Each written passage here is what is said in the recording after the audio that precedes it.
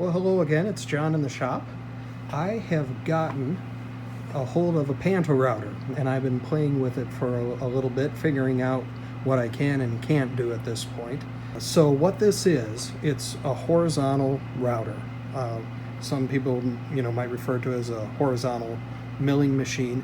So it's a router on its side in a carriage that you can move to cut different joints with a fixed table. For this, what you're actually doing is you're locking your workpiece down on the table and then manipulating the router to make different cuts. With our package that we got, the one I really liked was this. I thought this was a cool joint where it's a shaped tenon, shaped mortise, goes right together, really cool. But the templates that came with this, they only came this size. If they were one size smaller, I would have gone with this. But with the material I had, I've been doing some twin tenon work. So as I pan over here, I'm working on some frames. You can see all those slots that I've mortised out. You have twin slots or twin mortises, and then tenons that go down in those. And that's how all of these joints are put together. And those have all been cut on this PantoRouter. I think my hardest part getting started was figuring out the little templates, or I've been calling them patterns, that you can get these in all different sizes. The ones I've been using are these smaller ones right here. But yeah, we have big ones, little ones. We even have some dovetail templates, which can be cool to get into. And I have a few more what I call segments here that concentrate on setting it up, cutting the mortises, and then cutting the tenons. The literature that comes with this says cut the mortises first, so we'll do that, and then on to getting those tenons fitted so they go inside those. Again, it's a really cool little machine that you can do a lot of stuff with. It's just getting yourself trained to the point where you can make it do what you want it to do. So follow along and I'll show you what I know. Here we are cutting twin mortises in a rail using a horizontal router. Upcut spiral bit plunges in, moves back and forth, and then we lower it for the second mortise. For clarity, just to show this, I've removed the dust shield. But let's cut some more mortises, and I'll show you how the clamping system works here. And I think we have 3 more on this rail.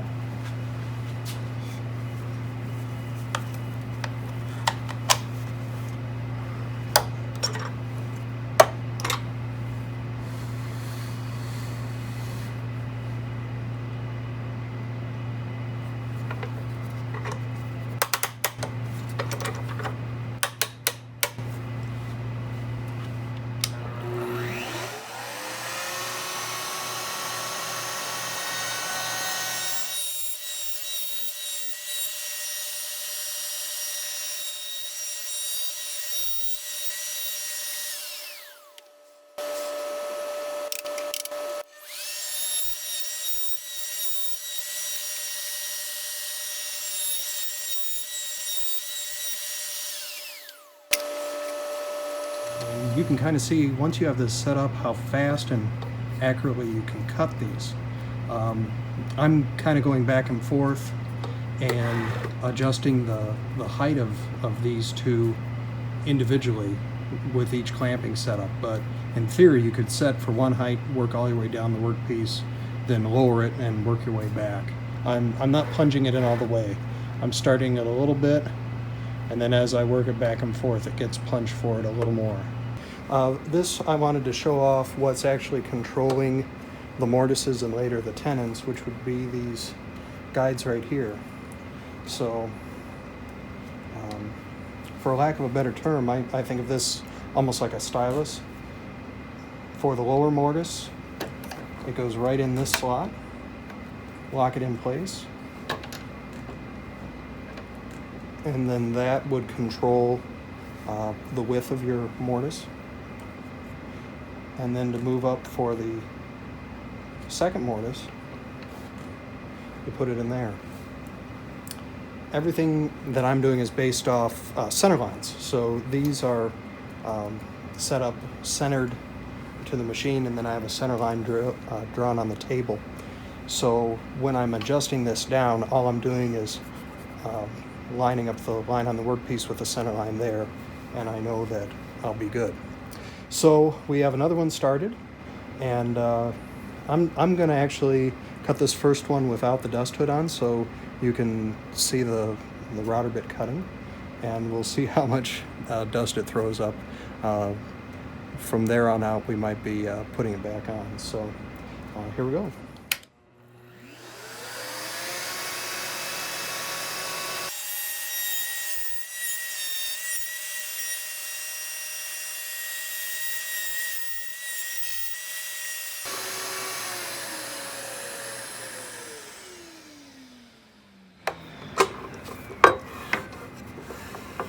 Not awful, but I think that little hood or that brush I'd like to put right back on. Also, I'll show off the table here. So this is just an offcut that I call a bridge. So it's this is the same as this stuff with a couple of small pieces screwed to it that you can clamp in the middle, and that's what's holding everything still. This has adjustable stops for your front edge, so you can put these anywhere you want. Usually for something this long, if you're not mortising towards the end, you could slide them out. But where I'm starting here, I want to be able to index this off both of these rather than just one. So my big concern when I have them this close is just that they clear, that you aren't routing into them. So we'll line that up on the center line. Get the clamping bridge in. And as you saw from the end, one of these clamps is enough to hold it, but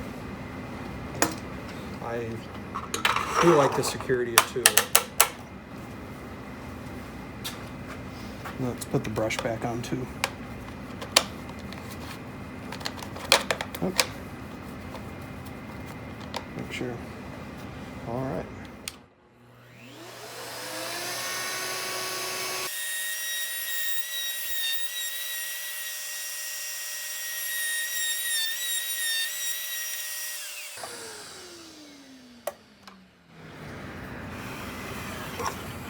I'll pull this out.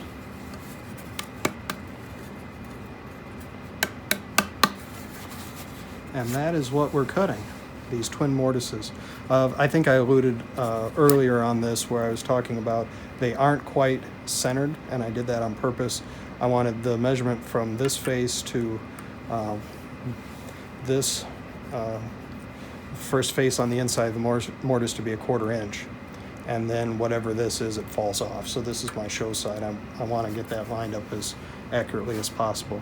But you can adjust the height of this unit to cut these wherever in a face or edge that you want to. For me, I just drew a center line all the way around. It's handy later on when I'm trying to align the tenon. So that's cutting mortises. So one thing I like about router cut mortises is how smooth the joint ends up being. It's crisp, it's clean, smooth walls, nice ends. It makes for a really nice glue joint. Smooth bottoms too. One thing you will notice on this, on the lower mortise, upper right hand corner, we've overcut just a little bit. And what happened was I was trying to cut too fast. Usually with how I'm doing this, I am plunging in initially on the left side, working to the right, plunging in a little more, working back to the left. So let's say I plunged in 1/4 to 1/2 of an inch, moved to the right, and then it got away from me in that I tried to plunge too far, too fast. It caught. I don't know if it's all in deflection of the router bit or if the carriage has enough play in it to create that, but it really doesn't affect the strength of the joint as much as it just bothers me that it's there. Of course, this is not a through mortise, so it'll never show up, But if you were cutting these all the way through so you had exposed tenons, it's just something to be cognizant of, is if you're trying to hurry the cut, you're going to end up with little bumps like that that will show up in the assembly. But yeah, other than that, it is just a slick way to cut mortises. All right, I have the mortises cut for this project, and now we have to get onto the tenons. So twin mortises need twin tenons. They're of course cut by the same machine, and I had to do a few test cuts on this. The only thing I found out was that going from mortising to tenoning, it's not even a 16th, but I'm a little bit off. So it's hard to see, but on this side, I'm under. On this side, the stile that'll come into this rail will hang over. So I had to make a slight adjustment. And while we're over here, I thought we'd talk through how you're guiding the router as you cut. So the router carriage itself can travel almost anywhere in here. And what's guiding the cut are these guides. So for what I wanted to do, where this was just not lining up for me, I moved the plate that these guides are attached to. So it's as simple as loosening a couple of bolts on both sides, and then this will slide up and down the carriage wherever you need to put it. So what I'm typically doing is I'm measuring off the top of this. So I'm making sure I have even measurements to the left and the right, so I don't have a crooked guide, if you will. If you're using maybe a 1/4 inch bit or a 1/2 inch bit, when you make this changeover, you have different rods that you can put in here to make up the difference. But with 3/8, I can leave the same one in. So the same stylus I was using that just traveled inside these patterns, I can use for the outside. So on this, I've tried a couple different things, and it's a little different cutting these tenons, because what you're trying to do is you're trying to ride around the perimeter of these guides. So when I first started, I thought, it'd be fun to do like a figure 8 all the way around. What I've gone to is do the top one, then do the bottom one.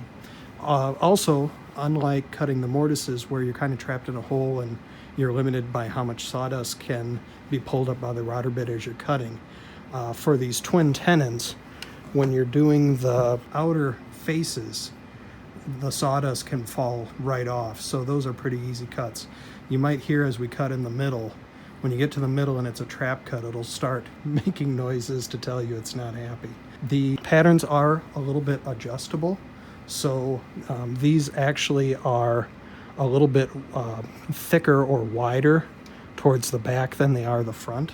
So you can adjust the stylus to trace different parts of this. I have it set maybe in the front third of it, which is not a really loose tenon, but it drops in pretty easily. If I were to run the stylus all the way to the back, that gives me the tightest joint. If I run it all the way to the front, that'll give me the loosest joint. So there are a lot of adjustment options there, depending on what your end goal is here. So the setup for clamping is a little different now. We're not running this way, so we're running basically the ends right into the bit. We're using this fence system to help set. So this will set left and right. Use the clamps to clamp down, and instead of being flush with the front, we're actually overhanging. If you brought this workpiece back and tried to cut it right there, you'd actually on the bottom side be cutting into your table. So you have to cantilever this thing out a little bit. The best way I found to set it up is I use a scrap block. I started out using a combination square, but what I'm typically doing is I'm putting a scrap block right on the front of the table, and then I'm bringing this end up flush. So what I'll do is set this back clamp at about the first tooth. It'll grab, but it'll still let me do a little bit of adjustment here. So get this up flush to the front, set the front one, double check it. Okay, I'm happy with that, locking it down. And now what I'm going to do is look at the workpiece, how it is actually lining up on the fence. I found that as you're pulling back on these, the camming action can actually pull it away from what you're trying to clamp it to. Let's double check that while I'm make sure I didn't mess up while I was talking. So I have this flush to the front. So this would be ready to start cutting. When you're first starting out with this, what you would do is actually run the carriage forward and just kiss the end of the workpiece. And then down in the corner here, I have a short section of ruler, and this is your stop that will dictate how far the router carriage can move forward. So in this instance, we're setting it at 1. We want 1 inch long tenons. It's the same for the mortises. So you will have to change that setup as you go from mortises to tenons, because the mortises were cut flush to the edge of the table, where now we're sticking out. So typically I'll start right here, plunge in with my not centered mortise and tenon joints. You may recall this was a 1/4 inch and this is whatever it ended up being. Well, here we ended up, this is about 3/8, and I'm using a 3/8 inch spiral upcut bit. So I found when I was plunging this in, it wouldn't always cut that shoulder cleanly. So what I'll do starting out is just take a little trim cut along the top and then drop down and make the rest of the cut. Also found that a lot of times I'm just going to touch the corners at first, that's where I'm usually getting tear out. So by touching those first, you kind of eliminate your tear out areas, and from there you can cut the rest of the joint. So let's turn this on, and I think I have a plan here so my arms won't cover everything, and let's try to make some tenons.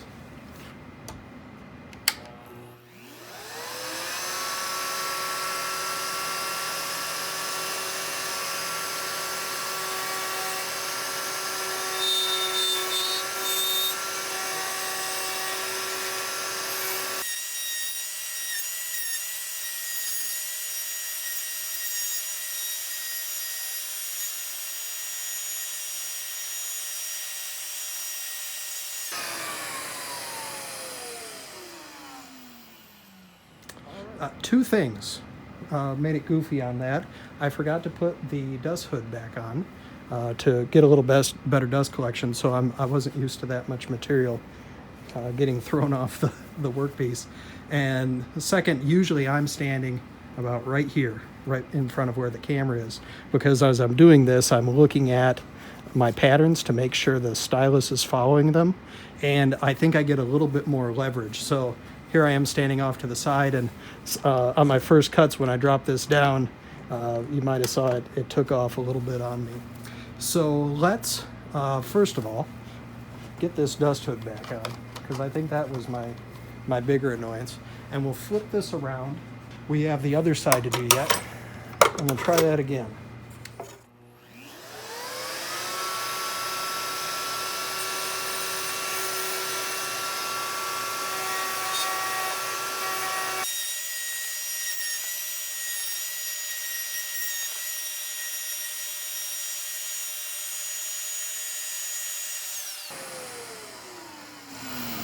All right, that one felt a lot better. The one thing you might notice, I'm not just plunging in and following these patterns. I'm using Southern Yellow Pine, which is a little bit splintery, so I want to be sure I'm trying to get these shoulders as clean as possible without chip out. That's why I'm kind of feathering in on these edges to get it to cut cleanly. When I first started trying this, I would go in a little bit, go around, and then kind of spiral down as I'm going. But I found, especially with these 1/2 inch shank bits, that you can just go all the way in and just go around. If you would just plow right through, it'll cut just fine. You just might get a few little areas that tear out. One way around that would be you could cut the shoulder with a knife, kind of scribe it so you wouldn't get pieces flaking off.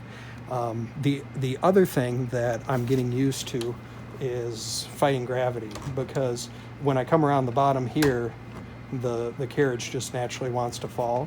So up top, it just rides right on. When you get right around the edge, that's when you actually, besides trying to trace this pattern, you're actually having to pull it up. And that's what I'm doing when I'm going around these one last time before calling it good, is I'm really making sure I'm doing these bottom areas. The middle, where I'm pulled out a little bit, I'm not tight to the back with a stylus anymore, has a little bit of I don't want to call it slop, because it's just the space between the two patterns. So I can't just drop down, make one pass. I need to make a pass on the top of this pattern, and then I need to pull up on the handle and make a pass on the bottom of that. That's the joint we just cut. And once you get this set up, you can do this pretty fast. It's pretty slick.